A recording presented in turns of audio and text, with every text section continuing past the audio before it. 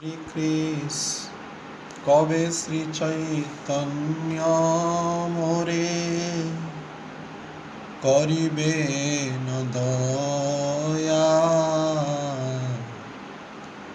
কবে আমি পাইব বৈষ্ণব পদ ছায়া,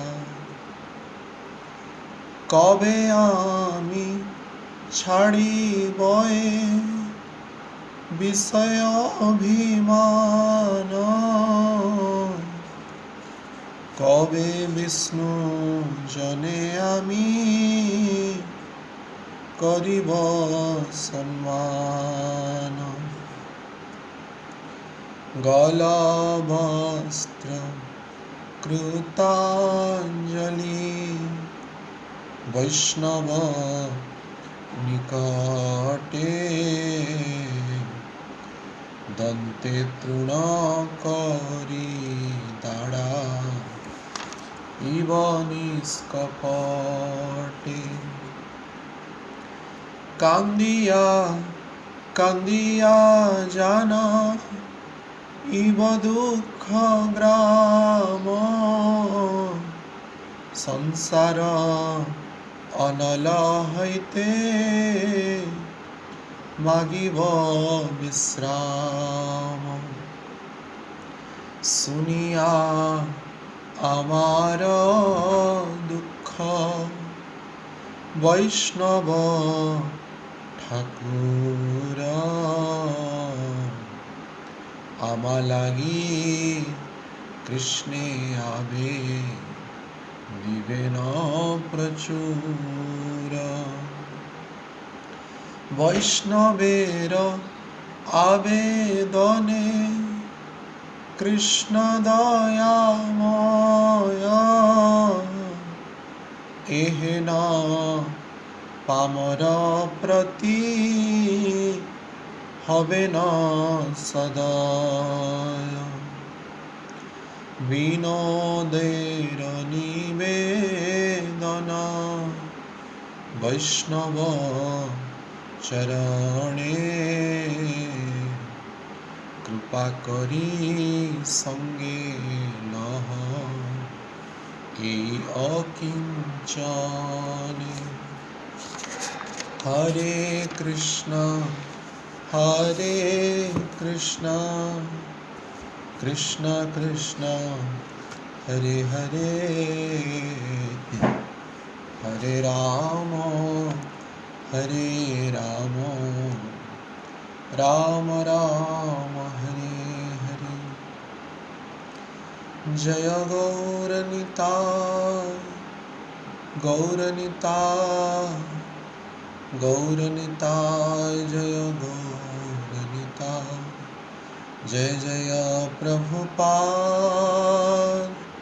प्रभुपाद प्रभुपाद प्रभुपाद।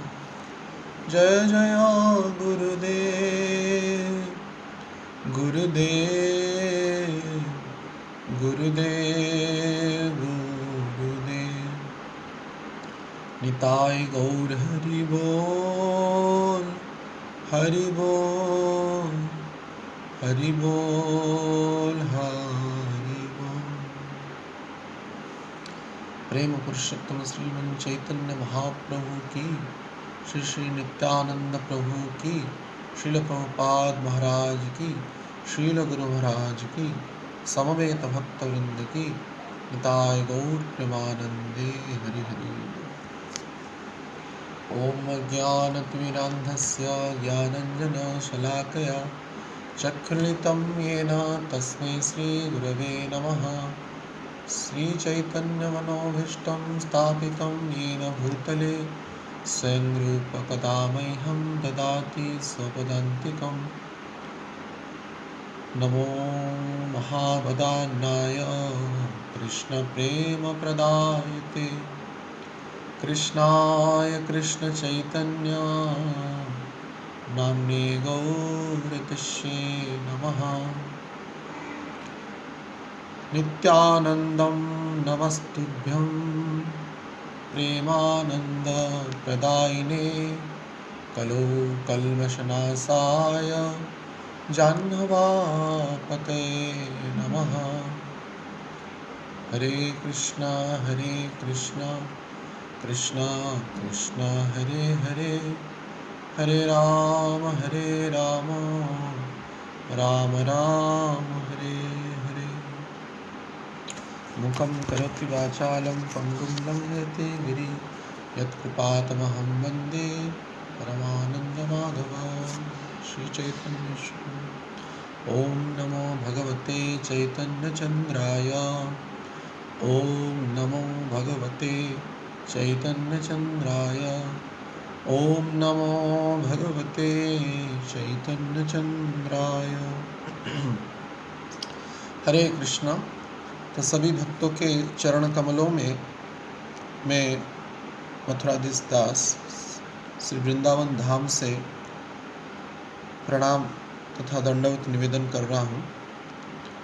और विशेष करके मैं अपने आराध्य श्री शिक्षा गुरु श्री श्रीमद् गौरव गोविंद स्वामी महाराज, दीक्षा गुरु श्री श्रीमद् राधा गोविंद दास गोस्वामी महाराज तथा हम सभी के आदरणीय और शिक्षा गुरु श्री श्रीमद् अभय चरणारविंद भक्तिवेदांत स्वामी श्रील प्रभुपाद जी के चरणों में कृपा की भिक्षा मांग करके अपने आप को उनका भिखारी समतुल्य एक दास मान करके कुछ कहने का साहस कर रहा हूँ।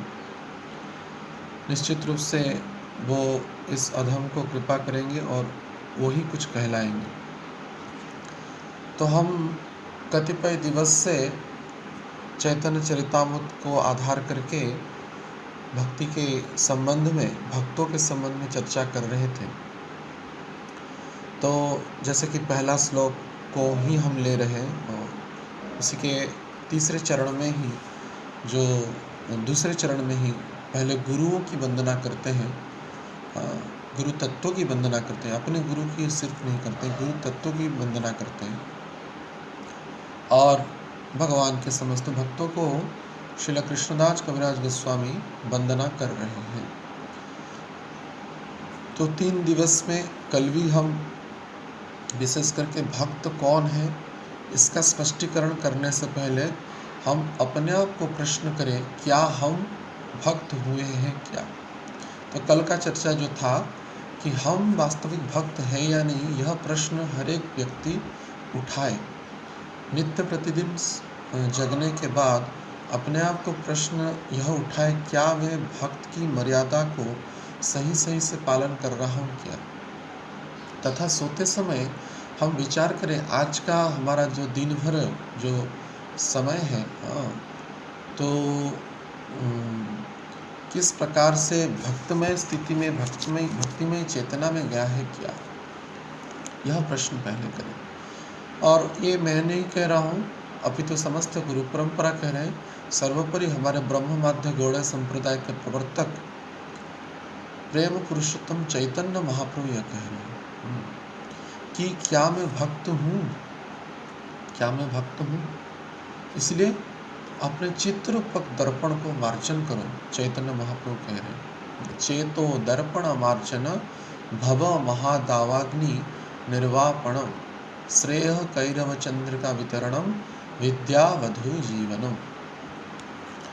तो अपने आप को ही प्रश्न करें कि मैं भक्त हूँ या नहीं। उसके बाद दूसरे को हम देखेंगे, उनका गुण क्या है, उनका दोष क्या है, जिसके संबंध में हमको संशय है।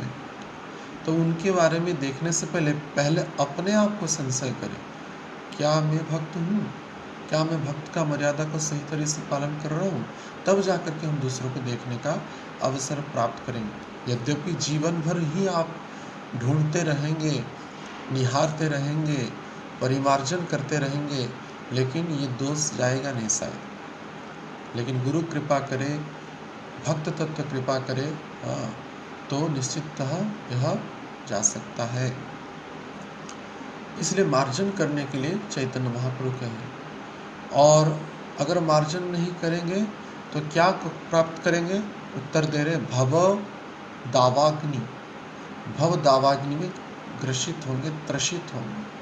भव दावाग्नि क्या है? आदि भौतिक, आध्यात्मिक और आदि दैविक, ये जो त्रिताप से हम दग्धीभूत होंगे। ये भव रोग है, भव माने यानी भूलोक में ये तीनों द्वारा हमको माया सताएगा। भगवान दंड देंगे माया शक्ति के द्वारा।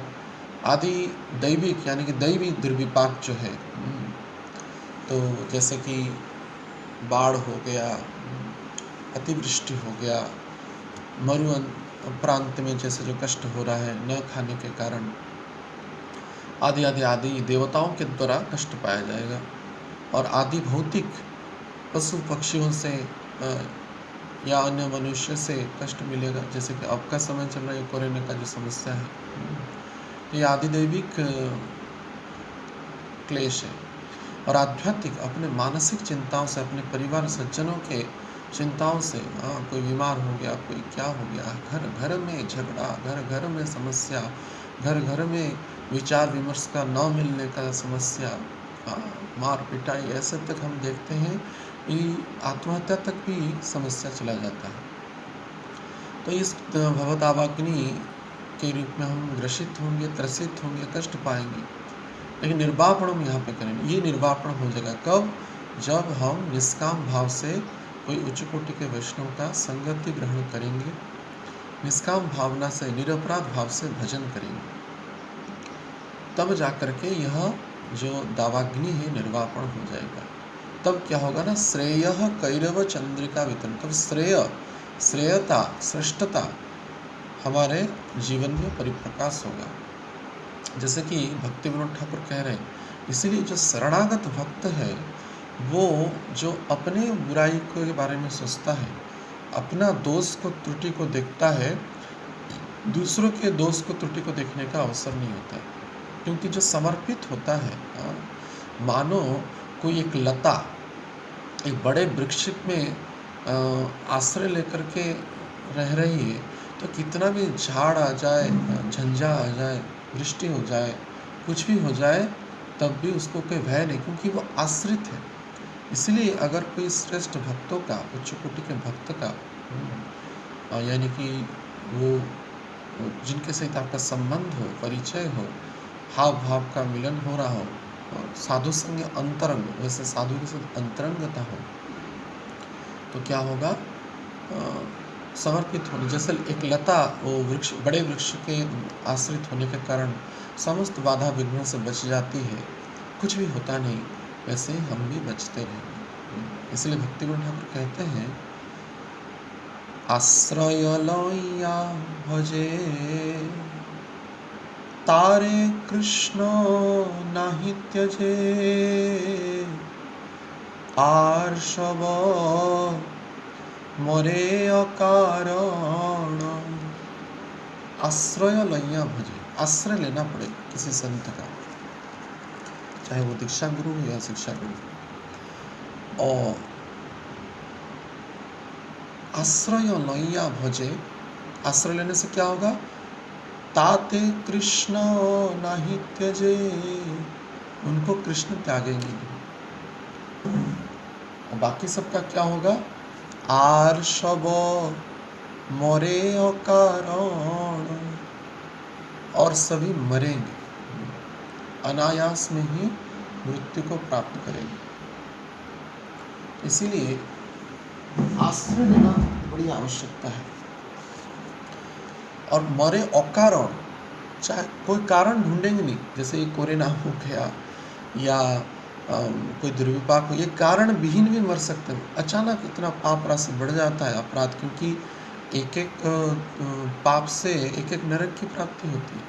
और एक वैष्णव के निकट में अपराध हो जाए तो 100 पाप के बराबर है। तो सोचिए हमारी कितना उल्टी गिनती हो रहा है। तो आर्षव मरे अकारण, और सभी अकारण में ही मरेंगे, अकारण में ही मरेंगे। लेकिन जो आत्मसमर्पित हो जाते हैं, आश्रय ले लेते हैं उच्च कोटि के वैष्णवों का, शुद्ध भक्तों का, तो उनका क्या होता है, समस्त दुख दूर हो जाता है। जैसे भगवान कह रहे हैं, भव दावाग्नि निर्वापण, समस्त दुख दावाग्नि निर्वापण हो जाते हैं। वही हमारे सत्तम गोस्वामी भक्ति विनोद ठाकुर इसका भी प्रमाण देते हैं। आत्मनिवेदन तोया पदे करी, आत्मनिवेदन तोया पदे करी, होइनु परम सुखी, होइनु परम सुखी। दुख दूर गेल चिंता न रहिल, दुख दूर गेल चिंता न रहिल, चौदिगे आनंद देखी। क्या कह रहे हैं? आत्मनिवेदन में आत्मसमर्पित हो गया, तोया पदे करी, हे भगवान, हे शुद्ध भक्त, आपके चरणों में मैं आत्मनिवेदन करके क्या हो गया ना, परम सुखी, अत्यंत सुखी हो गया, आनंदित हो गया। और क्या हुआ, इसका परिणाम क्या हुआ? ना दुख दूर गेला, समस्त दुख चला गया, मेरे मानसिक दुख, शारीरिक दुख, वाचिक दुख सब चला गया। और क्या हुआ? ना चिंता न रहिल, और कोई चिंता नहीं, और कोई भी चिंता नहीं रहा। और चारों ओर क्या दिखाई दे रहा है? न चौदिगे आनंद देखी, चारों ओर मुझे आनंद ही आनंद दिखाई दे रहा है। आनंद, इसलिए आगे चल के कहेंगे आनंदावधिवर्धनम प्रतिपदम पूर्ण अमृत आस्वादनम। तो हम प्रश्न कर सकते हैं, हम कई वर्षों से हरिनाम कर रहे हैं, तो हरिनाम करने के बाद, 16 माला करने के बाद एक एक पद में क्या हमको अति आनंद का अनुभूति हो रहा है? चैतन्य महाप्रभु जो हरिनाम की महिमा वर्णना करते हुए कह रहे हैं, जो भक्ति करते हैं, हरिनाम करते हैं, उनको प्रत्येक पद में आनंद की अनुभूति होती है। और कैसा आनंद? अमृत के समतुल्य, अमृत मानो शाश्वत लोक का अमृत ही पान कर रहे हैं। क्या यह अनुभूति हो रहा है? अगर नहीं हो रहा है, इसका अर्थ यह है कि हमारा कुछ ना कुछ दोष हो रहा है, कुछ ना कुछ त्रुटि हो रहा है। हम तो कई बार सुने भक्त लोग कहते, अरे भाई 16 माला खत्म हो गया, चलो टेंशन गया। 16 माला खत्म हो गया तो टेंशन चला जाता है। ये मानो 16 माला टेंशन हो गया। 16 माला तो प्रारंभ है। प्रभुपाद जी ने एंट्री करा दिया। बाकी हमारा कार्य इतना पापमय होने के कारण कम से कम तो 16 माला करो, तब तो जाके मनुष्य कहलाओगे। लेकिन महाप्रभु क्या बोले? कीर्तनीय सदा हरि। प्रभुपाद जी भी कहें, डे नाइट 24 आवर, दिन और रात 24 घंटा ही भगवान का नाम लेना है। ये तो बड़ी उच्च कोटि का स्थिति है। लेकिन अभ्यास करना पड़ेगा। निष्काम भाव से अगर अभ्यास करेंगे और साधु के निकट में समर्पित होंगे तो निश्चित रूप से यह कृपा हो सकता है। तो इसलिए मुख्य आधार बिंदु यह है कि हम दूसरे को देखने से पहले अपने आप को देखें। यह ही वैष्णव मार्ग में अपराध से या एक अपराध यानी 100 पाप से बचने का उपाय है। तब जाकर के हमारा चित्त रूपक दर्पण धीरे धीरे धीरे धीरे धीरे जब शुद्ध होगा, तब जाकर के हम वास्तविक भगवान के भक्तों को जान सकेंगे, पहचान सकेंगे और उनको सम्मान कर सकेंगे। लेकिन यह प्रश्न उठता है कि हमारे अंदर भक्त का भाव, वैष्णवता का भाव वास्तविक रूप से कैसे परिप्रकाश हो, कब होगा? हाँ, जैसे कि हम आज शुरुआत में जो कीर्तन किए उसमें कह रहे हैं कि कबे श्री चैतन्य मोरे करिबे दया,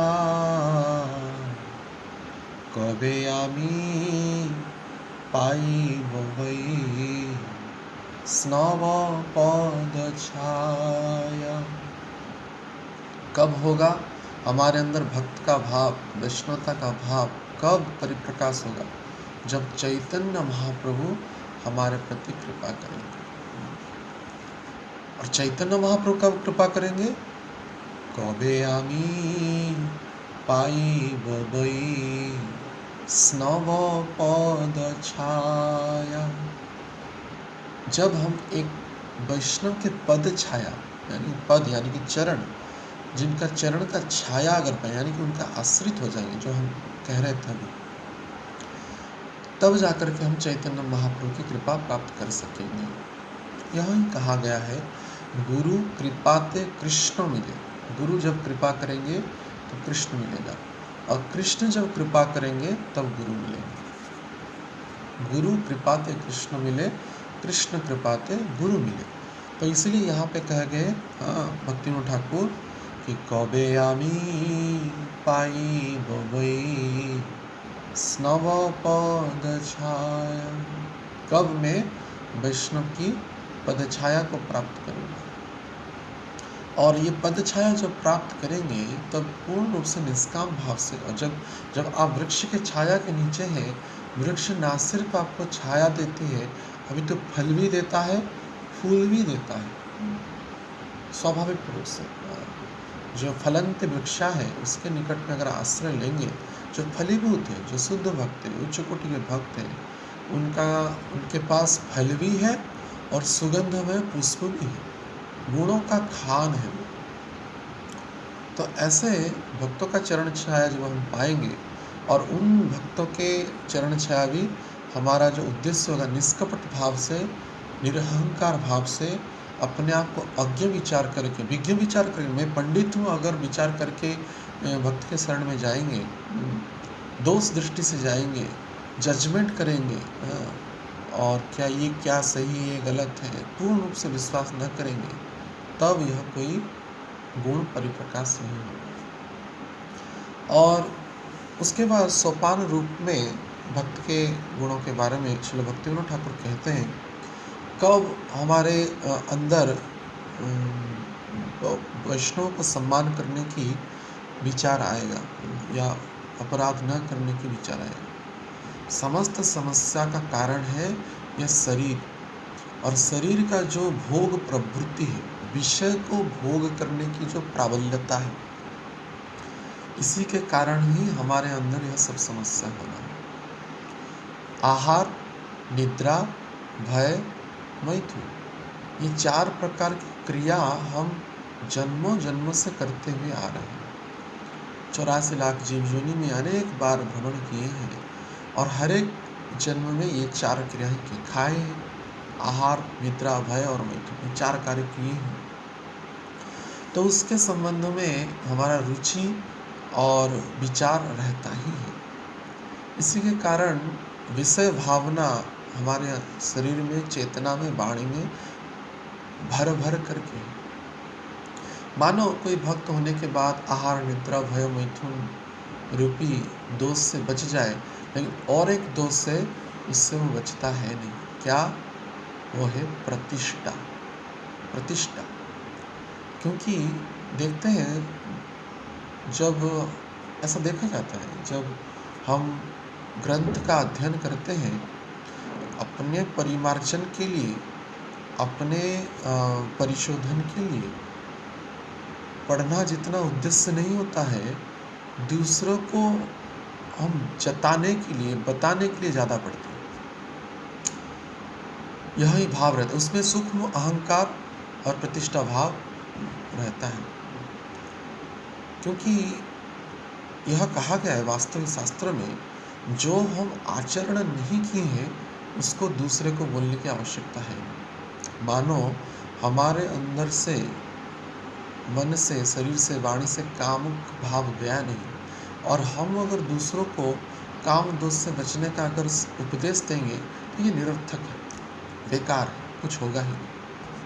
अपितु हमारे अंदर वो अवगुण होते हुए हम दूसरों को उस अवगुण से मुक्त होने का शिक्षा देने से क्या होता है, उन व्यक्ति का भी जो अवगुण है और हमारा अवगुण दोनों मिलकर के डबल होकर के हमारे अंदर और भी अवगुण आ जाते, यानी कि उसको अगर कामना से मुक्त होने के लिए हम कह रहे हैं, इसका अर्थ है कि उसकी कामना और हमारी कामना डबल मल्टीप्लाई होकर हमारे अंदर आ जाती है।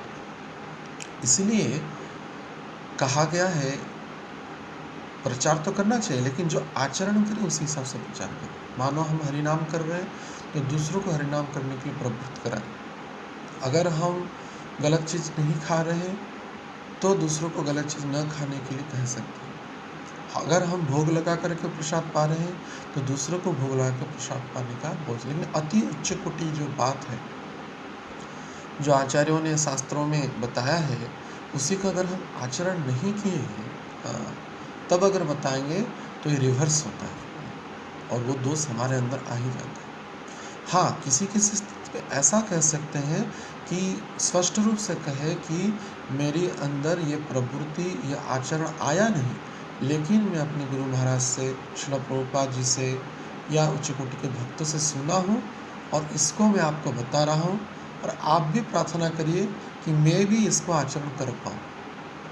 ऐसा कहते हुए आप दूसरे को कह सकते हैं। तो अपनी बोलने में सावधानी बरतने की आवश्यकता है। लेकिन हम प्राय क्या करते हैं, जब बोलते हैं दूसरे को उपदेश भंगी से ही बोलते हैं, उपदेश देने की स्थिति में ही बोलते रहते हैं, ना कि वो उपदेश को हम खुद ग्रहण किए। तो इसीलिए सावधानी से यह समस्त विचार करने की आवश्यकता है। इसीलिए जब तक हमारे शरीर से यह विषय अभिमान जाएगा नहीं, विषय को भोग करने की प्रवृत्ति जाएगा नहीं, चार तो दोष हैं ही, उसके बाद जो प्रतिष्ठा दोष जब जाएगा नहीं, तब तक हम दूसरे को सम्मान नहीं कर सकते। क्यों? क्योंकि अगर हम खुद ही प्रतिष्ठा को आशा कर रहे हैं तो दूसरे को प्रतिष्ठा कैसे दें, दूसरे को कैसे सम्मान दें, दूसरों को कैसे गुणगान करें, असंभव है।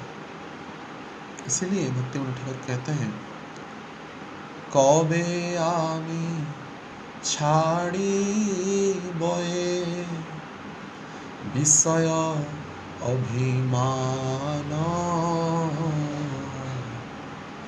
কবে বিষ্ণু জনে আমি করিব সম্মান। কবে আমি ছাড়িব এ বিষয় अभिमान। मैं ये विषय का भोगने की जो प्राबल्यता मेरे जन्म जन्म से है, और अभिमान जो है, अहंकार, प्रकृति क्रियमाणानि गुणे कर्माणि सर्वशः अहंकार विमूढ़ात्मा कर्ताहम इति मन्यते।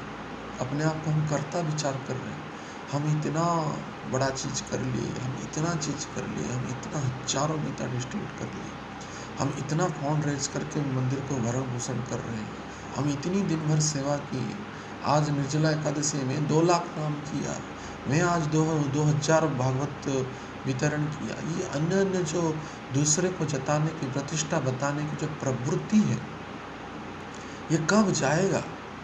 ये विषय की भोगने की प्राबल्यता हमारे अंदर से कब जाएगा?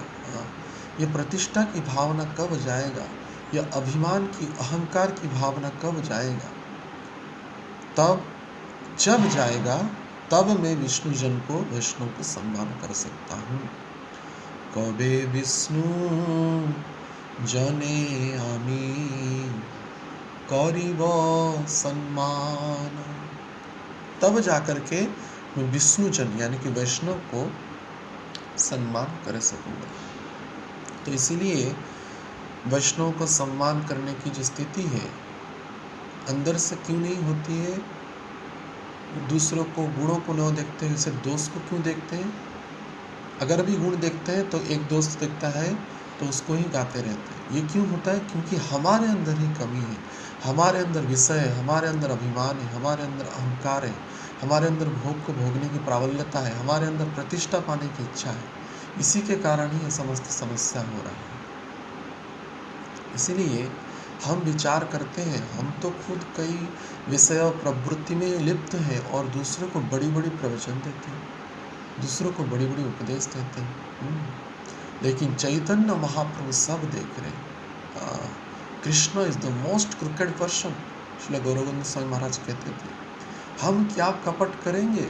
सबसे कपट करने वाले भगवान है। ऐसा डंडा घुमाएंगे, ऐसा चक्र काटेंगे, ऐसा मोर मुकुट से ऐसा आपको छल लेंगे, आप तरसते रहेंगे और कभी भी बरसते नहीं पाएंगे। इसलिए कपट करने की अगर प्रवृत्ति भगवान में आ जाए, वो जो कपट करेंगे इसका कोई ठिकाना ही नहीं रहेगा।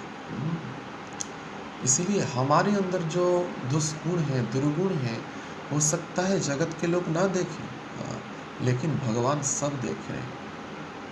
अनुमंता वो है, दृष्टा भी वो है, सब देख रहे हैं।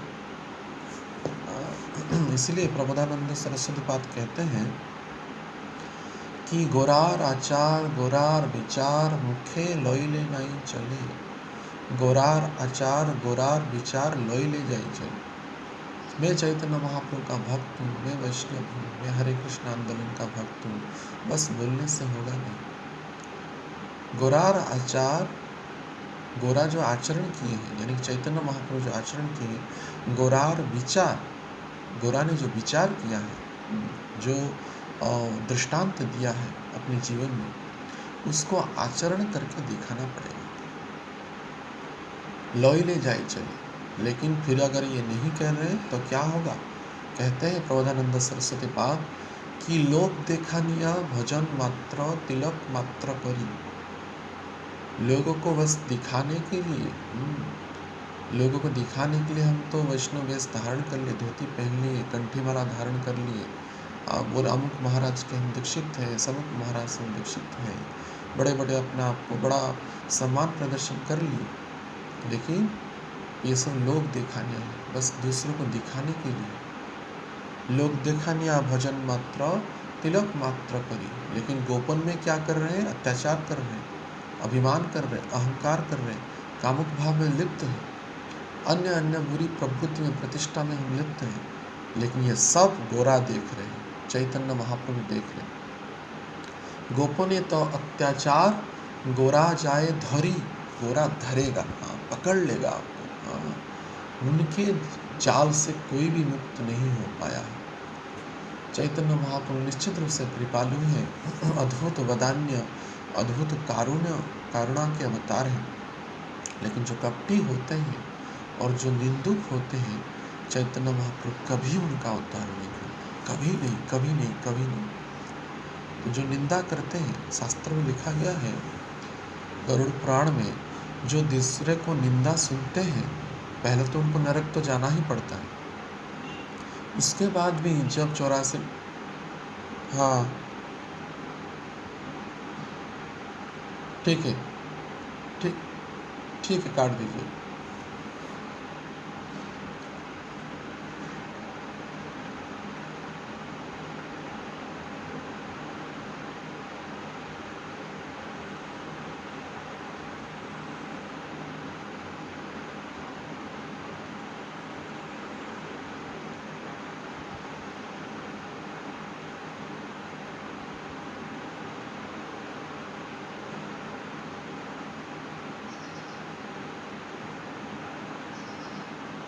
हरे कृष्ण कृष्ण कृष्ण हरे हरे, हरे राम राम राम हरे। हरे कृष्ण कृष्ण कृष्ण हरे हरे, हरे राम राम राम हरे हरे। हरे कृष्ण कृष्ण कृष्ण हरे हरे, हरे राम राम राम हरे हरे। सब सुन पा रहे हैं? ठीक है, ठीक, हरे कृष्ण। तो हम चर्चा कर रहे थे कि जब हमारे अंदर जो दुर्भावनाएं हैं, हाँ ठीक है, हरे कृष्ण, ठीक है। तो हम कह रहे थे प्रबोधानंद सरस्वती पाद की उक्ति को लेकर के कि गोपने तो अत्याचार गोरा जाए धरी। लेकिन हमारे अंदर जो भी प्रवृत्ति है, जो भी विचार है, विमर्श है, जो भी क्रिया कर रहे हैं, वो गोरा यानी कि चैतन्य महाप्रभु सब देख रहे हैं। गोपने तो अत्याचार गोरा जाए धरी, गोरा सब देख रहे हैं, उनके चंगुल से कोई नहीं छुटकारा पा सकता है। तो इसीलिए अब से हम सावधान होना पड़ेगा। वन्यम ही सावधानम होगी, सावधान होकर के पहले अपने प्रवृत्ति को देखना चाहिए। तो इसलिए वैष्णव जो उच्च कोटि के वैष्णव हैं, और भगवान के इस विग्रह सामने क्रंदन करना चाहिए, बार बार क्रंदन करके यह विनती करना चाहिए कि कब मैं विष्णु जन यानी वैष्णव को सम्मान करूंगा, कब मेरे अंदर विषय अभिमान जाएगा, विषय प्राबल्यता जाएगा। और बार बार अपने आप को कोसना पड़ेगा, बार बार अपने आप को धिक्कारना पड़ेगा। आचार्यगण इतने उच्च कोटि के होने के बाद भी अपने आप को धिक्कार हैं, अपने आप को नगण्य और दैन्यता में परिप्रकाश किए। तो इसीलिए तो जैसे कि अत्यंत दैन्य हो जाए। भक्ति में एक ही सूत्र है, कभी भी कोई अगर प्रशंसा करे तो तुरंत समय काल परिस्थिति हो तो उसी जो प्रशंसा को ग्रहण ही ना करे, तुरंत बोले नहीं प्रभु जी मैं तो अत्यंत निम्न हूँ, मुझे पता है मेरे अंदर कितनी कमी है, मेरे अंदर कितना दोष है, ऐसा तुरंत बोल दे। नहीं तो अगर कोई सामूहिक सभा में अगर बोलने का स्थिति ना रहे, तब वो सम्मान को, वो प्रतिष्ठा को अपने गुरु परंपरा में, गुरु में या उच्च कोटि के वैष्णव में उसको ट्रांसफ़र कर देना चाहिए, स्थानांतरित कर देना चाहिए। इसलिए दैन्यता अपने जीवन में बड़ी आवश्यकता है। और इसी समय में मध्य हम अगर अपने साधन भक्ति में बड़े प्रवृत्त हो जाएं और भक्ति में दृढ़ता से लग जाएं, निष्काम भाव से, निरपराध भाव से, तो धीरे धीरे हमारे अंदर ये जो विषय और अभिमान यानी कि भोग को भोगने की प्राबल्यता और अभिमान और प्रतिष्ठा की जो भावना है वो जाएगा। तो इसलिए भक्ति नरक पुनः कहते हैं, गौलवस्त्र कृतांजलि वैष्णव निकटे दंते तृण करी दाड़ा इव निष्कपटे। तब हमारे अंदर जो विषय जाएगा, मानो आपका हृदय से समस्त विषय चला गया, ऐसे क्रंदन करते करते बार बार भगवान के निकट में प्रार्थना करने के कारण, उसी समय में भी दृढ़ता से साधन भक्ति को, तपस्या को ग्रहण करने के कारण और समस्त प्रयास के द्वारा जब आपके अंदर से यह सम्मान पाने की इच्छाएं चला जाएगा, विषय को भोग करने की इच्छाएं चला जाएगा, प्रतिष्ठा प्राप्त करने की इच्छाएं चला जाएगा, तब क्या होगा? गला वस्त्र यानी कि गले में वस्त्र माने धारण करके, इसका अर्थ है कि दैन्यता का परिप्रकाश है। गला वस्त्र और कृतांजलि, हाथ को जोड़ करके, कृतांजलि वैष्णव निकट है। तब जाकर के जो उच्च कोटि के वैष्णव है, चाहे वो दीक्षा गुरु या शिक्षा गुरु हों, तो उनके निकट में जाकर के हम उनको अपना दास मानेंगे, और ना सिर्फ मानेंगे अपितु दास के समतुल्य कार्य करेंगे। वैष्णव निकट, कृतांजलि, जैसे किंकर हम हो जाएंगे। किंकर का अर्थ क्या है? किंग करोति यस्य स पृच्छसि स किंकरः, जो हमेशा हाथ जोड़ के पूछता है, हे स्वामी मैं आपका दास हूँ, मैं क्या करूँ, आप मुझे आज्ञा दीजिए। ऐसा जब भाव उत्पन्न होगा, ऐसी विचार जब उत्पन्न होगा, और क्या करेंगे? भक्तिनाथ ठाकुर कहते हैं, दंते तृण करी दाड़ा इव निष्कपटे। दाड़ा इव यानी कि मैं दंडायमान होऊंगा, खड़ा होऊंगा। कैसे? मुख को, मस्तक को नीचा करके और दांत में तृण लेकर। इसका भाव यह है जैसे कि रूप गोस्वामी और सनातन गोस्वामी जब रामकेली में पहली बार चैतन्य महाप्रभु से साक्षात्कार किए, तो अपने दांत में तृण ले लिए। दांत में तृण लेने का अर्थ है कि मैं पशु से भी हीन हूँ। जैसे एक पशु तृण खाता है, तो मैं पशु से भी हीन हूँ, यानी दांत में तृण लेकर के नीचे मस्तक करके नारायण यानी कि खड़ा होगा। और भाव क्या होगा? कोई स्वार्थ के लिए नहीं हम जाएंगे कि मेरी बेटी का शादी नहीं हो रहा है, साधु कृपा करेंगे, आशीर्वाद देंगे तो बेटी का शादी हो जाएगा। मेरे बेटा अच्छा नहीं कर रहा है, वो कृपा करेंगे तो वो हो जाएगा।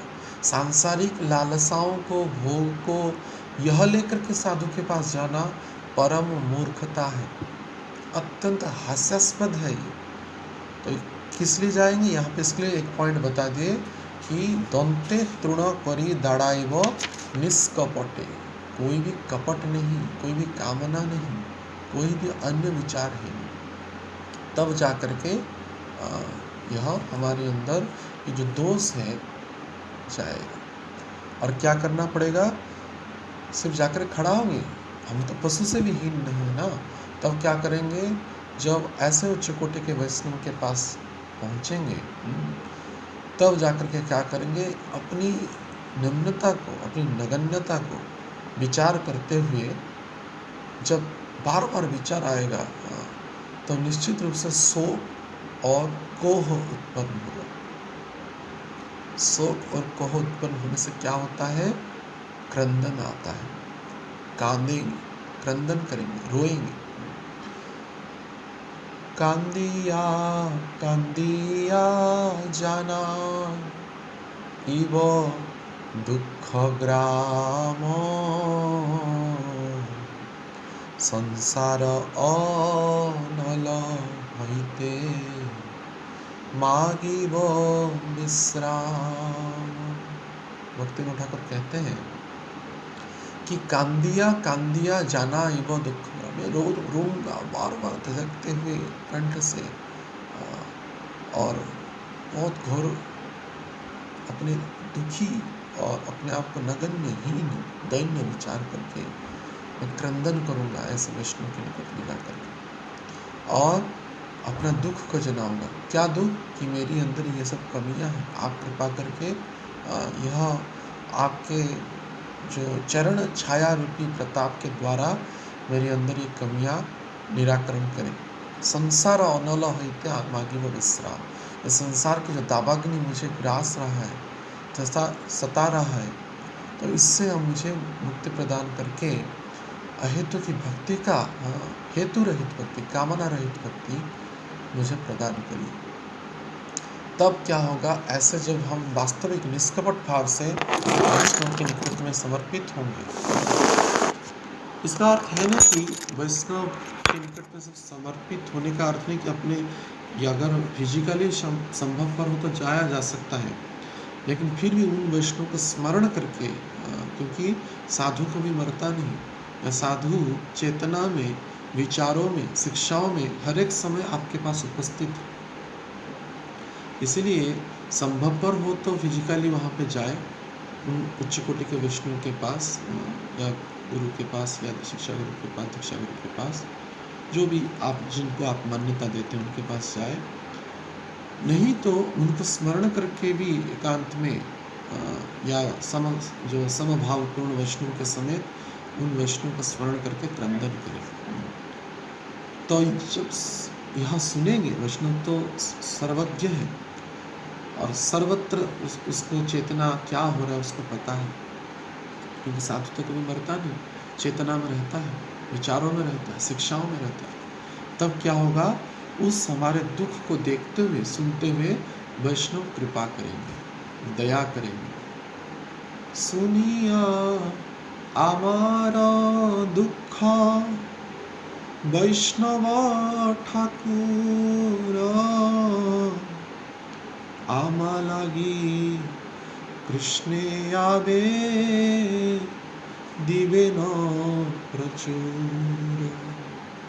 तो क्या होगा ना, सुनिया हमारा दुख वैष्णव ठाकुर, हमारे दुख को सुन करके जब बार बार यह कहेंगे, क्रंदन करते हुए कहेंगे, तब क्या होगा, हमारा दुख को सुनते हुए वैष्णव ठाकुर हमारे प्रति दया करेंगे। क्योंकि पतित पावन कौन है वैष्णव, वांछा कल्प तरुभ्यश्च कृपा सिंधु एव च पतितानां पावनेभ्यो, पतितों को उद्धार करने के लिए उन वैष्णव का अवतरण इस धरती पर हुआ है, और कोई कामना है नहीं। जैसे एक जेल में कैदी होते हैं, वो तो दोष करने के कारण जेल में बंधे हुए हैं, लेकिन जेल का जेलर या पुलिस जो स्टाफ है वो कोई बुरे कर्म किए नहीं, वो दोषी अपराधी है नहीं, लेकिन उनको निगरानी करने के लिए तथा उन्हीं चोरों को, उन्हीं दोषियों को वहाँ से मुक्त कराने का ही प्रवृत्ति देखरेख के लिए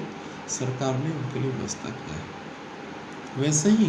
वैसे जो शुद्ध भक्त होते हैं, नित्य सिद्ध हो, कृपा सिद्ध हो या साधना सिद्ध हो, वैसे वैष्णव इस जगत में आते हैं और जीव का दुख को देख करके वो द्रवीभूत हो जाते हैं।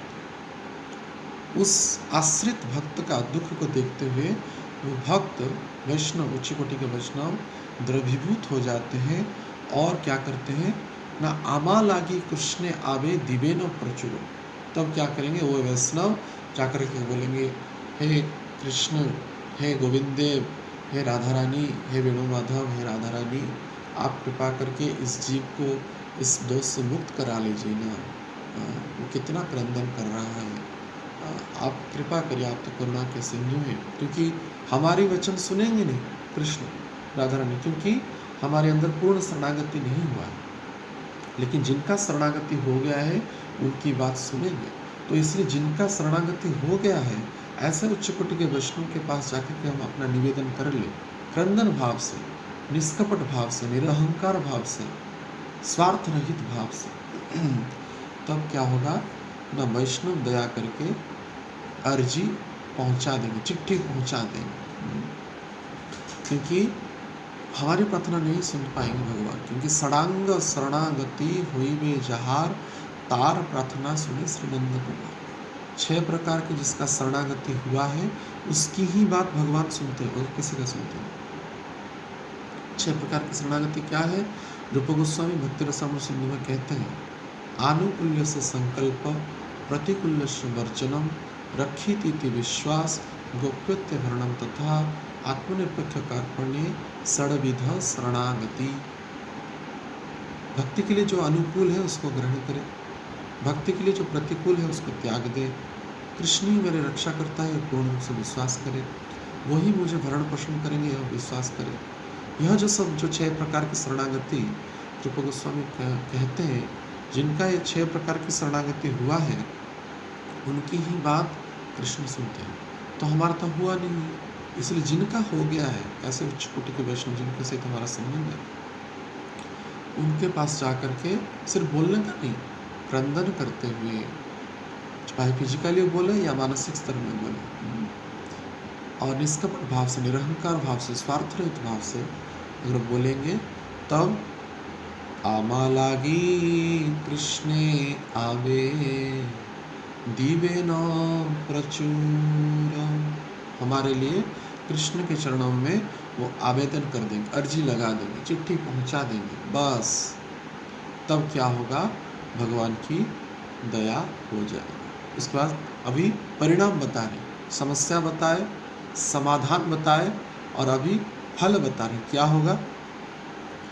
वैष्णवेर आवेदने कृष्ण दयामय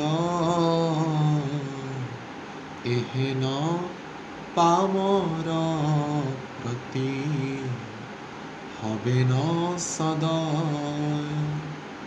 तो वैष्णव के आवेदन से, वैष्णव के आवेदन से कृष्ण क्या होंगे ना, दयामय हो जाएंगे।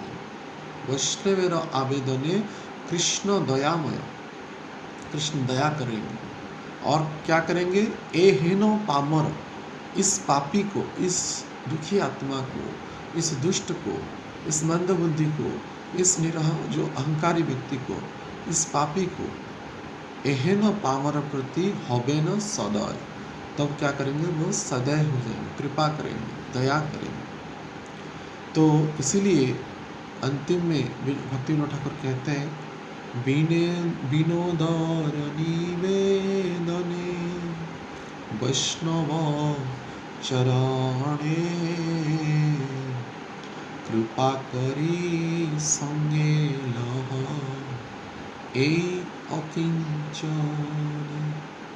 इसलिए मैं तो अभी भगवान को प्रार्थना नहीं करूँगा, मैं ऐसे उच्च कोटि के भक्तों को, भक्ति विनोद ठाकुर कहते हैं, उनके चरणों में समर्पित हो जाऊंगा, और कृपा करी संगे लह ए अकिंचन, इस अकिंचन को आप कृपा करके संग में रखिए। आपका संगति, आपका सदुपदेश और आपका जो निवेदन कर रहे हैं कृष्ण के निकट में, वो निरंतर इसको करते रहिए। तो यह ही परम सूत्र है भक्ति में स्थित होने का, कि आश्रय ले ले जैसे उच्च कोटि के भक्तों के द्वारा। अगर कोई बोलेगा मेरा तो कोई उच्च कोटि के भक्त के साथ संगति है ही नहीं, मैं क्या करूं? तो है नहीं, इसके लिए रोना पड़ेगा, क्योंकि गुरु कृपाते कृष्ण मिले, कृष्ण कृपाते गुरु मिले। कृष्ण जब कृपा करेंगे तब ही जाकर के ऐसे संत को पहुंचाएंगे। ऐसे देखिए हर एक के जीवन में हुआ है। जैसे ध्रुव महाराज के जीवन में, अगर आपका उद्देश्य भगवान को पाने को है, तब रास्ते में निश्चय रूप से गुरु वैष्णव साधु मिल ही जाए। क्योंकि ध्रुव महाराज का उद्देश्य पिता के गोदी में बैठने का था, लेकिन जा रहे थे किस लिए? समाधान के लिए। रास्ते में जा रहे थे भगवान के पास, भगवान से यह वरदान मांगने के लिए, और रास्ते में गुरु मिले, नारद मुनि मिले, लेकिन परीक्षा की। अरे ठीक है, मैं बोल दूंगा राजा को, तुमको गोदी में बैठा देगा। तो बोले नहीं नहीं नहीं, मुझे ही नहीं चाहिए, मैं जिनसे मेरी जो इच्छा है मैं उनसे ही मांगूंगा। लेकिन जब अपरिपक्व ज्ञान होते हुए भी साधना भक्ति में वो विचार किए, दृढ़ता रखे, 5 साल का बालक होने के बाद भी वो नारायण को 6 महीने में पा गए। और पाने के बाद क्या कहते हैं? मैं तो कांच का टुकड़ों को पाने के लिए चल पड़ा था और मुझे तो कांचन मिल गई। तो तब ज्ञान हो जाता है, क्योंकि भगवान मस्तक में शंख स्थापन कर दिए। तो इसीलिए अगर हमारा उद्देश्य सही हो तो रास्ते में हमको गुरु आचार्य ऐसे उच्च कोटि के भक्त मिल ही जाएंगे, इसमें कोई संशय नहीं। जैसे कि प्रचेताओं के बाद देख लीजिए, प्राचीन वशिष्ठ के जो 10 पुत्र जो प्रचेताएं हैं, चतुर्थ स्कंद भागवत में वर्णना है, जब वो भी अपने पिता के आदेश से तपस्या करने के लिए चल पड़े, तो रास्ते में क्या मिले? शिव जी मिल गए। और शिव जी मिलकर के रुद्र गीत का गान, चतुर्थ स्कंद भागवत में रुद्र गीत की वर्णना है। और रुद्र गीत का अनुसंधान करने के बाद, शिव जी के द्वारा प्राप्त मंत्र का उच्चारण करने के बाद शिव जी गुरु हो गए। तब क्या मिले? स्वयं भगवान अष्टभुज स्वरूप में आकर के प्रकट हो गए। तो अगर हम निष्कपट भाव से भी या कपट भाव से भी जा रहे हैं, अगर उद्देश्य भगवान की प्राप्ति हो या भगवान का मिलन हो, तब निश्चित रूप से गुरु या ऐसे संत हमको मिल ही जाएंगे। लेकिन हमारा यह सौभाग्य है, क्यों निष्कपट भाव कपट भाव से जाए? निष्कपट भाव से ही जाए। अब तो हम सबको ज्ञान हो गया है, यथा किंचित यथा मिति प्रभुपाद जी की शिक्षाओं के द्वारा, आचार्यों की शिक्षाओं के द्वारा। तो क्यों ना अब से ही संवर जाए और उस साधना भक्ति के मार्ग पर चल पड़े। क्योंकि जीवन में जो तथाकथित भोग है या भोग की जो लालसा, ये क्षण काल का, क्या पता कब हमारी मृत्यु हो जाए। और ये हमारी भोग करने की जो विचार जिस दुष्ट धन के कारण हो रहा है, वो धन भी तो कभी भी जा सकता है। इसलिए जीवन में भोग प्राबल्यता जो हमारे अंदर है, वो कोई काम का नहीं आएगा। धन होते हुए भी हम उसको खा नहीं पाएंगे, भोग कर नहीं पाएंगे। ऐसा स्थिति आ जाता है भौतिक जीवन में। इसीलिए अब तो हमको ज्ञान हो गया भगवान की कृपा से, संतों की कृपा से, साधुओं की कृपा से, श्री प्रभुपाद जी गुरु परंपरा की कृपा से। तो क्यों ना अब से समझ जाए, संवर जाए और साधना भक्ति के मार्ग में निष्कपट भाव से, निरअहंकार भाव से, निरअपराध भाव से भक्ति में लग जाए और संतों का सत्संग करे, साधुओं का सत्संग करे, जो निर्लिप्त महापुरुष है उनका संगति प्राप्त करे। और जीवन की यह जो दुर्गति जिस अपराध के कारण, दोष के कारण जा रहा है, इस दोष से मुक्त होकर के आश्रय लेकर के हम भजन करें, और निश्चित रूप से यह दोष निवारण होगा और हमारे अंदर वो शुद्ध सात्विक भावना आएगा, विशुद्ध सत्य भाव आएगा। तब जा कर के जप करने के बाद विचार होगा और भी करो, ना कि सोलह माला जप करने के बाद मुख में दर्द आएगा या हाथ दर्द करेगा। और भी करो, और भी करो, और भी करो। जैसे पृथु महाराज कह रहे हैं, सहस्त्र कर्ण में गोपियाँ कह रही है, मुझे करोड़ों आँख दे। ऐसा हम देखने के लिए, साधु को, भगवान को देखने के लिए ऐसा साधुओं के मुखारविंद से कथा सुनने के लिए सहस्र काल की, करोड़ों काल की कामना करेंगे, तो तब बोरिंग नहीं लगेगा भक्ति। तब क्या होगा ना, आनंदावुधिवर्धनम प्रतिपदम पूर्ण अमृत आस्वादन, पूर्ण अमृत का हम आस्वादन कर पाएंगे। तो आज की यह चर्चा को हम यहाँ पे विराम देंगे, 5 बज गया है। तो किसी का अगर कोई प्रश्न हो तो अभी पूछ सकते हैं। हरे कृष्ण। दंडवत प्रणाम नीरज प्रभु। हाँ हाँ हाँ हाँ हाँ हाँ।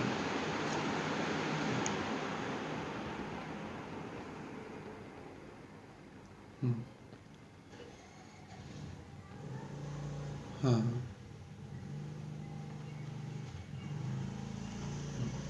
हम्म हम्म।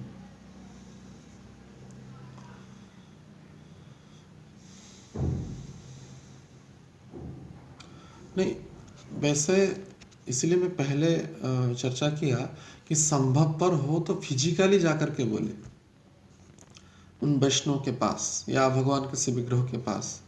उच्च कोटि के वैष्णव जो हैं, जिनके कथा सुनने से आपका मन वैराग्य चित्त आता है, संसार से तिरोहित होता है, ऐसे वैष्णव के निकट में जाकर के बस कपट से नहीं, बस दिखावटी नहीं, हृदय से दुख प्रकट करके, जैसे यहाँ पे कहा है, गले कृतांजलि होकर के रोते रोते फिजिकली उनके पास जाकर के बोले। अगर ये संभव पर है नहीं, हाँ, तो कोई यांत्रिक माध्यम से, चाहे फोन या उसमें बोले, ये भी संभव पर नहीं है, तब जाकर के मानसिक प्रार्थना किया जा सकता है। क्योंकि व्यक्ति डायरेक्ट जब बोलता है तो उसमें ज़्यादा प्रभाव रहता है, क्योंकि मानसिक भक्ति श्रेष्ठ बोला गया है, लेकिन उस भक्ति के स्थिति को, स्तर को प्राप्त करने के लिए कठिन तपस्या और साधन भक्ति की आवश्यकता है। तो मानसिक, तो अगर ये 2 ऑप्शन नहीं है तो मानसिक प्रार्थना कर सकते हैं। तो उसी समय ये जो भावनाएं आएगा, निश्चित रूप से उन साधुओं के वचनों के द्वारा हम अपने आप को स्पष्टीकरण करेंगे, ये भावना सही है नहीं। अन्य जो कामना जो है हमारे अंदर, प्रतिष्ठा हो, भोग की प्राबल्यता हो, या नौकरी चाकरी शादी, अन्य अन्य जो भी कारण हो, यह सब कारण जो हम भगवान को, वैष्णव को बताते हैं, ये निश्चित रूप से हास्यास्पद है और कोई हमारे काम का आएगा नहीं। तो ये बार बार उस कथा को सुनेंगे साधु के मुखारबिंद से, तब हमारा यह ज्ञान स्पष्टीकरण होगा और हमारे अंदर ये जो विचार है वो जाएगा। ठीक है, ठीक है। हरे कृष्ण। और किसी का प्रश्न है? हरि बोल।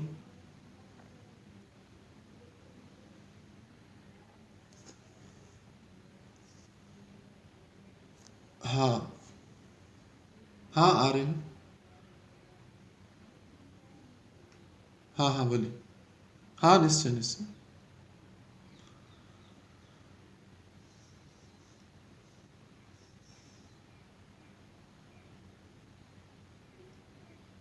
हाँ हाँ,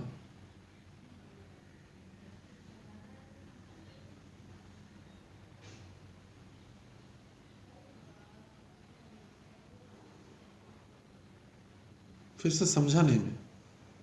हाँ और पिरामिड जैसे। हाँ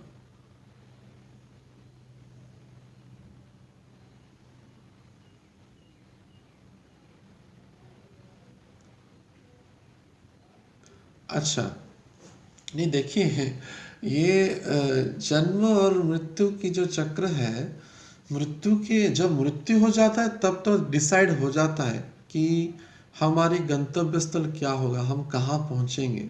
चाहे आप स्वर्ण के ताबूत में रहें या आपको चंदन के लकड़ी से भी जलाया जाए, लेकिन अगर आपका कर्म जीवन में महत्वपूर्ण नहीं रहा है, यानी कि जन्म में जिस समय हम जीवन धारण किए, उस समय अगर हमारी प्रवृत्ति साधुसाई नहीं रहा होगा, तब मृत्यु का आयोजन कितना भव्य भी क्यों ना हो जाए, वो व्यर्थ है, वो निरर्थक है। तो इसलिए लोगों की जो प्रवृत्ति रहती है कि अमुक महाराज का ये पिरामिड है या अमुक व्यक्ति का यह समाधि स्थल है, वो बस ये मानसिक भ्रम है, ये उसका कुछ भी लाभ है नहीं। हम अपने जीवन में क्या किए हैं, जीते जीते रहते रहते, वो अत्यंत महत्वपूर्ण है। ठीक है। हाँ, और किसी का कोई प्रश्न है?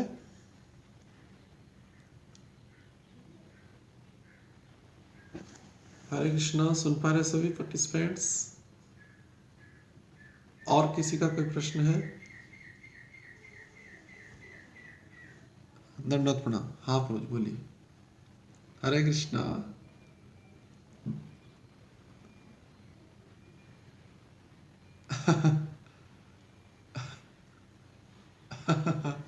ठीक है, हम निश्चित रूप से प्रार्थना करेंगे और गुरु गुरु परंपरा की ओर से हम आशीर्वाद करते हैं, और हमारी तो योग्यता है नहीं, लेकिन शुभ कामना और भगवान से प्रार्थना कर सकते हैं कि आपके हृदय के अंदर में जो इस समस्त विचारों में परिपूर्ण होकर के सुधार करने की जो विचार किए हैं, ये बड़ी स्वागत योग्य है।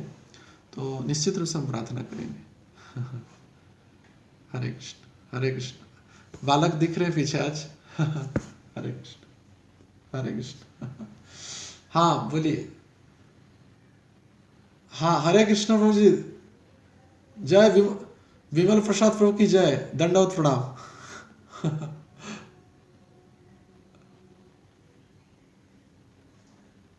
हाँ हाँ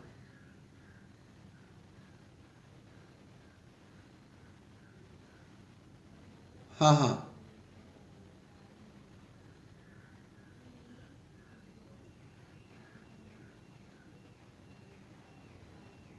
अच्छा अच्छा। निश्चित रूप से हम जन्मों जन्मों के पापी हैं, हम यानी कि मैं हूँ। तो इसीलिए हमारे अंदर वास्तविक वो दैन्यता जो आचार्यों में हुआ है, वो परिप्रकाश हुआ नहीं है, या होगा या नहीं यह भी संशय है, लेकिन होगा। कैसे होगा? ऐसे आचार्यों के जीवन को ज़्यादा से ज़्यादा श्रवण करेंगे, उनको दिन भर उनका वचन को स्मरण रखेंगे। इसलिए श्रवण के बाद मुख्य भूमिका है कि चिंतन। जैसे पद्म पुराण में कहा गया है, श्रवण के बाद चिंतन करना, बड़ी उस पर काम करने की। जैसे कोई व्यक्ति कोई परीक्षा में फेल हो जाता है और उसके बाद अगर उस परीक्षा में उत्तीर्ण नहीं होगा, तब तक उसका जीवन बेकार हो जाएगा। इसलिए फेल होने के बाद व्यक्ति पास होने के लिए जी जान कोशिश कर लेता है। तो हमको भी अभी युद्धकालीन स्थिति है, भयंकर स्थिति है, कलिकाल का कराल है। अभी अगर हम अपने आप को परिवर्तन नहीं करेंगे आचार्यों के जीवन के द्वारा, तो अब नहीं तो कब नहीं। तो इसलिए अब से बड़ी सावधानी से और बड़ी निष्ठा से हमको भी लग जाना है, और उन आचार्यों के चरणों में बार बार प्रार्थना करना है। श्रील प्रभुपाद जी के चरणों में, गुरु परंपरा के चरणों में, गुरु महाराज के चरणों में, या जो भी हमारे शिक्षा गुरु हैं या दीक्षा गुरु हैं, या जो भी हम जिनको मान्यता देते हैं जीवन में, उनके चरणों में बार बार प्रार्थना करें हृदय से, निष्कपट भाव से। तो निश्चित रूप से उनकी कृपा से हमारे अंदर वो दैन्यता आएगा, हमारे प्रयास से नहीं। ठीक है। हरे हाँ हाँ प्रभु जी बोलिए।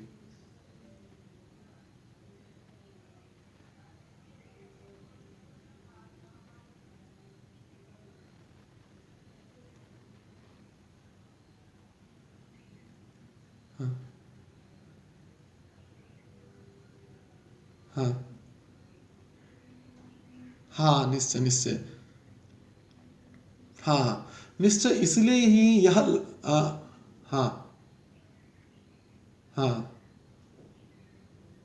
हाँ, नहीं सही बात है। इसलिए अभी संघर्ष है। हाँ, इसलिए भगवान कहते हैं गीता में, अभ्यास योग युक्तेन, और वैराग्य को धारण करते हुए इस अभ्यास को करेंगे बार बार बार बार। जब भी स्मरण आ जाए, अपने आप को कोसे, अपने आप को निंदा करे, अपने आप को भर्त्सना करे, अपने आप को ताड़ना करे, ना कि सिर्फ अपने आप को, अपितु वो निंदा को, अपमान को जो हम दूसरे को कर रहे थे, अपनी निंदा दूसरे के सामने करे। मैंने अपनी निंदा सबके सामने बोले मैं पापी हूँ। जैसे रूप सनातन अपने आप को अत्यंत नगण्य विचार करते हुए महाप्रभु के चरणों में गए। दांत में तृण लेकर के, गले में वस्त्र धारण करते हुए, हम यवन से भी थे, हम आपके स्पर्श के योग्य नहीं, ऐसा जो उनमें जो विचार था, उस बार बार इसको स्मरण करना चाहिए। और जो माया बाधा दे रहा है इस स्मरण से, तो इसलिए बार बार अभ्यास करें। गिरे, जैसे बच्चा गिर जाता है लेकिन फिर से उठता है, तो निरंतर अभी जैसे मैंने अभी डेंजर, मैंने सबसे हाईएस्ट स्टेज, अभी थर्ड स्टेज नहीं, फोर्थ स्टेज आ गया है अभी। जैसे होता है ना कैंसर का फोर्थ स्टेज में मृत्यु सुनिश्चित है, तो वैसे ही अगर हमारा फोर्थ स्टेज क्या, पूरा लास्ट से लास्ट स्टेज हो गया अभी। अगर नहीं होगा तो कब होगा नहीं। तो इसलिए ये बड़ा संघर्षपूर्ण कार्य है, तो उसमें जी जान लगा करके हृदय से तो उसका प्रयास करें, और तत्सहित वैष्णव की कामना और शुभ आशीर्वाद लेकर के अगर बढ़ेंगे, ऐसे निरंतर अभ्यास करते करते निश्चित रूप से हमारे अंदर वो दैन्य आएगा और हम उस माया के युद्ध से विजय को प्राप्त करेंगे। अपने प्रयास से नहीं, अपना प्रयास थोड़ा और साधु की कृपा ज्यादा, तो इससे निश्चित होगा।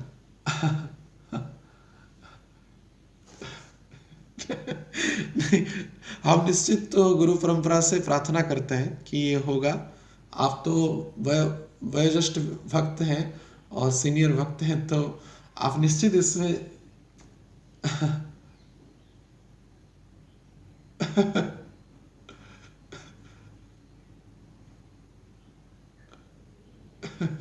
नहीं, ये हम सभी में है वैसे। तो हम प्रार्थना करते निश्चित ये जाए। अगर हम सीरियस हो जाएंगे निश्चित जाएगा प्रभु जी, ये हमारा विश्वास है। क्योंकि कई कई लोगों को हुआ भी हम देखे हैं, ये सत्य है, होगा। हरे कृष्ण। हरे कृष्ण। और किसी का कोई प्रश्न है? हरि बोल। हाँ, हरे कृष्ण प्रभु, जगदीश प्रभु की जय, बोलिए।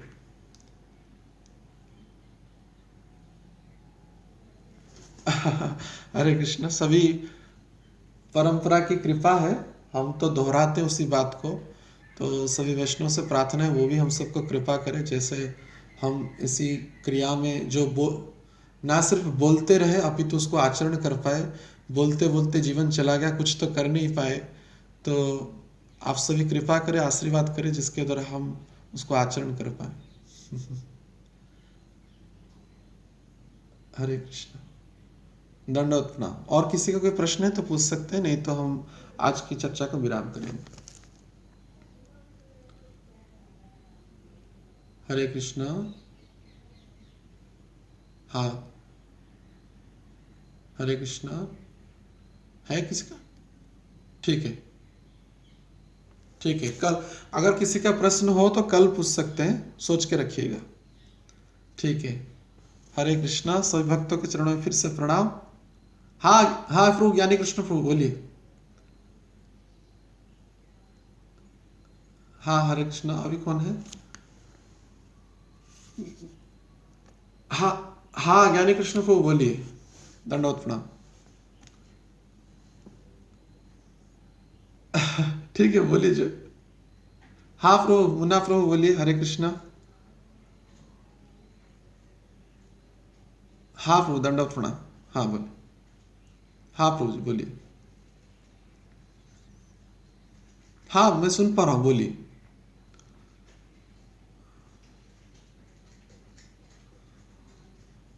हाँ हाँ। हम्म। नहीं, देखिए। हम्म। हम्म। हम्म। ना, पहली बात यह है कि अगर हम किसी वैष्णव को शरीर में अपमान किए हैं, वाणी में अपमान किए हैं या मन में अपमान कर रहे हैं, अगर वो हमारे निजी अपमान के कारण कर रहे हैं तो यह ग्रहणीय है नहीं। हाँ, लेकिन कोई अगर दूसरे वैष्णव हमारे गुरु को, हम जिनको मानते हैं, श्रद्धा करते हैं, साधु विचार करते हैं, उनको वो कोई अवमान ना करे, उसके बाद उनके प्रतिकार के स्वरूप में अगर हम कुछ विचार कर रहे हैं तो ये अपराध है नहीं, अभी तो ये भक्ति है। लेकिन हम अपने अपमान के लिए, अपने असम्मान के लिए या अपने कुछ कारण के लिए, निजी कारण से या निजी संबंधियों के अपमान के कारण से अगर हम चिंतित थे, विचलित हैं, मानसिक कुछ अपराध कर रहे हैं, तब यह ग्रहणीय है। तो ऐसा होते ही तुरंत ही उन वैष्णव के पास जाए और सहस्र उसी को स्वीकार कर ले कि मैं आपको मानसिक में ऐसा विचार कर रहा था, आप कृपा करके मुझे क्षमा करिए। अगर ऐसा हो रहा है तो यह करने से तुरंत वो मानसिक चिंता चला जाएगा। संभव पर हो तो डायरेक्ट फिजिकल जा करके उनको बोल सकते हैं, अगर अपने निजी कारण से ऐसा कर रहे हैं। हाँ, लेकिन कोई वो वैष्णव हमारे गुरु परंपरा को या हमारी मान्यता व्यक्ति को निंदा अपमान किए, तब उसके कारण हमारे अंदर यह कोह द्रोह उत्पन्न हो रहा है, तो ये कोई समस्या का लक्षण है नहीं, अपितु ये भक्ति ही कहला जाता है।